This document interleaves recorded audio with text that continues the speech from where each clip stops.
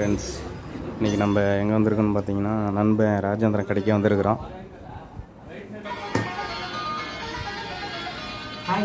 Actually பார்த்தீங்கன்னா ஒரு tailor, துணி தைச்சிட்ருக்காப்புல.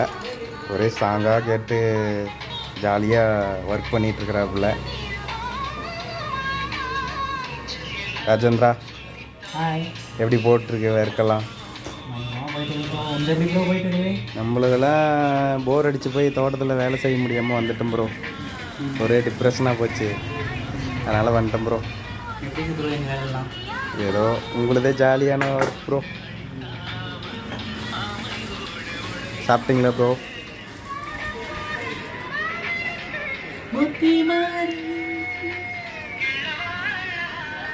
என்ன ப்ரோ இவ்வளோ என்ஜாய்மெண்ட்?